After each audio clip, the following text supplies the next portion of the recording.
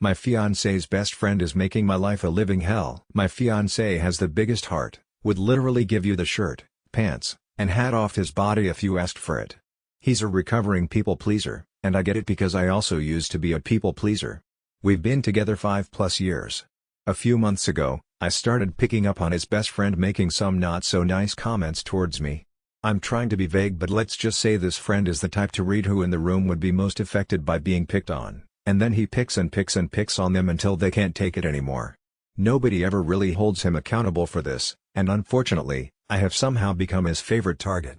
I tried to put up with these comments, but it started getting really elaborate. The friend would make up lies about me saying things I never said. He once called me in front of all our friends, my fiancé included, just to yell "you're a bad friend" into the phone and then hang up.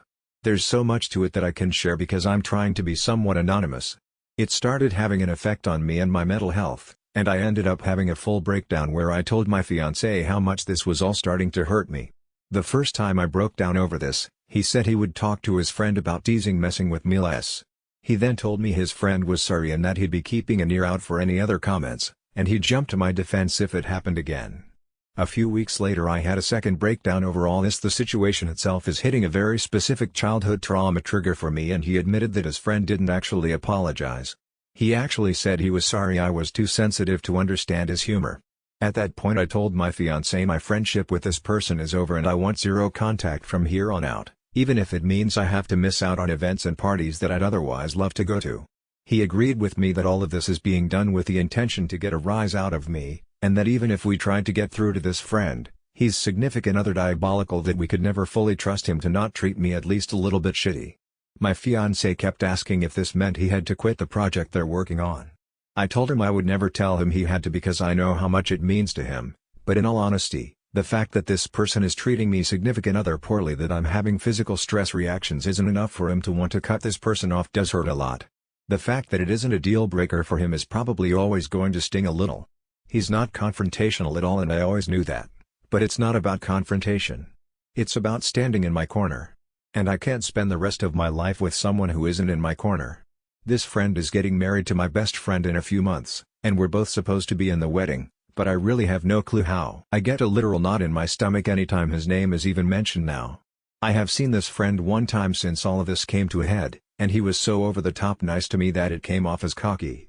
I had the second breakdown a few days afterwards because I realized I'm possibly going to spend the rest of my life on edge and on guard anytime this person is even somewhat in my vicinity, even if they aren't actively ducking with me.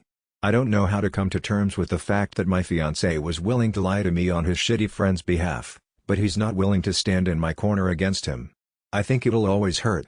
This guy was supposed to be the best man in our wedding, and as a result we haven't been talking much about wedding plans.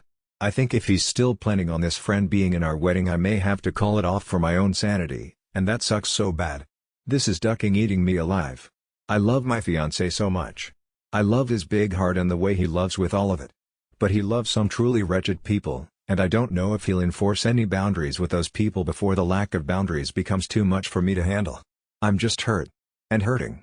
And I just want whatever outcome to play out so I can stop feeling so guilty and awful all the time. Now for the comments. Commenter: has your finance defended you in any way? Original poster: not necessarily. He's non-confrontational but he knows the behavior isn't sustainable. He agrees with me that this friend is awful with the intention of being awful. They have a project they've been a part of together for over a decade and it means the universe to him, and that's the biggest factor in all of this. He'd more than likely have to give that up. This entire situation is dog shit and there are zero winners, except for the asshole. Commenter: what does your best friend say about this behavior? Original poster: I have my own feelings towards what she's going through. I think she's being love-bombed and gaslit, and I've seen some proof of it with my own eyes. She was there for the bad friend comment and kind of defended him. I know she's so love-struck that she's probably going to choose him, and it kills me, but I'm trying really hard to step back in a way that doesn't totally burn my bridge with her in the end. When he gets that ring on her finger, I have a feeling he will be a different man to her and she'll need support. I'll be there when she needs me. Commenter: you should walk away, dude. Original poster: don't think I'm ready to make my peace with this comment quite yet, but I hear it and I'm trying. Right before I met my fiancé, I had just cut out a vast majority of people, including one of my closest friends and a blood relative, for making me feel the same shitty small way my fiancé's friend makes me feel. It's so much harder to burn those rotten bridges when they're not yours to burn. That's a lot easier to say when you have no stakes in this, my guy. I'm in love with my partner, and I know that this is eating him up just as much as it is me. Trust me when I say he holds himself accountable for his role in this, and we've had many in-depth conversations about how his friend will forever be this way so long as everybody in his life enables him to be. It's hard to cut someone off even when they deserve it. I'm trying to show my fiancé as much grace as I can because I know how hard it is to give up on someone you always hoped would grow out of their awful behaviors. Commenter: are there any unresolved conflicts? Original poster: no, my friend and I haven't ever really had any conflict. Me and her were hanging at my place while our partners got ready to head to hers, and they ding-dong ditched us twice. I heard the door a third time and ignored it because I assumed it was them again, and then the asshole called me speakerphone from my friend's phone and told me it was a mutual friend that lived in the building and was looking for them for support. I tried to jokingly call them out for ding-dong ditching, but that was when he yelled "you're a bad friend" into the phone and hung up. I was really embarrassingly distraught by this and expressed how it was affecting me, and my friend left an hour or two later after we sat in silence. I found out later from my fiancé that all our mutual friends including him were in the car and heard that conversation, and everyone felt tense but nobody said anything to him. It wasn't a joke and wasn't taken as a joke by anyone involved, not just me. After the friend who was knocking on the door went to find them, the asshole called me just to make me feel bad for not opening the door. I could hear the friend that knocked saying, "Hey man, not a big deal, it's fine," real quiet in the background, but no one else spoke up. Trust me, I know these examples seem like they shouldn't be getting to me, but this guy is poking every spot he can on me until he finds one that gives him a reaction, and then he digs and digs. It's hard not to be hurt-triggered when his literal intention is so hurt-trigger me. I know this isn't going to go on much longer. Update 1: never thought I'd actually update this account out of sheer duck and embarrassment, but I wanted to share this for those who encouraged me to put myself first. I want you all to know my partner absolutely came through and protected me in this. We spent all this time since my last post up until last week communicating and trying to find a resolution, and walking through how it got this bad. He took a lot of accountabilities for that. This is not a case of me giving in. He understands fully that this has only got so bad because it's never been handled correctly, and he had a major hand in that. There were so many more layers to this than a Reddit post ever could have conveyed. The bottom line is we are closer than ever, and after a lot of talking, we decided on my partner sending a firm but not unkind message to his friend explaining the behaviors, explaining that they were hurting his partner, and that it needed to stop. He asked to write up the first draft and we could go over it together to try to perfect it. Reddit: please know the first draft my partner wrote was so spot on what I needed to read that it instantly shifted us into us versus the problem mode when we'd been stuck butting heads for weeks. He laid everything out so clearly and in ways that we hadn't discussed, so I know it came from him. We had to tone down a lot of the big emotions. We really truly gave the message its best shot to address the situation without being hostile. We knew the response would be bad no matter what, but I don't think anything could have ducking prepared us. This man went full scorched earth and blew up everything almost immediately. He insulted my partner. He told him these events didn't happen the way I claim they do.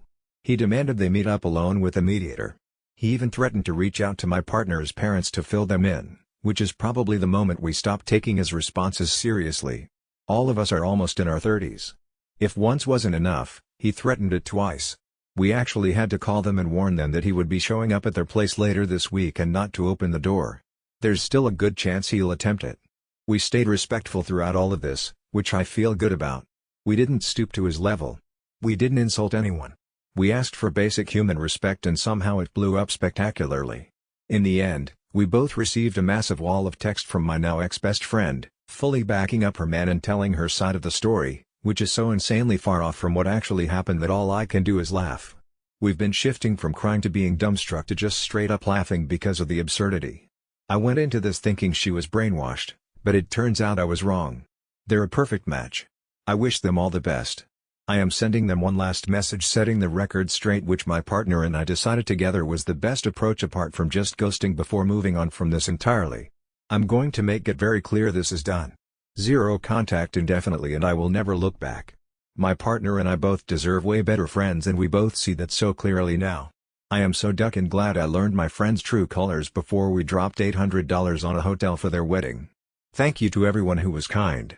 Not only did I put myself first in the end, but my partner did too.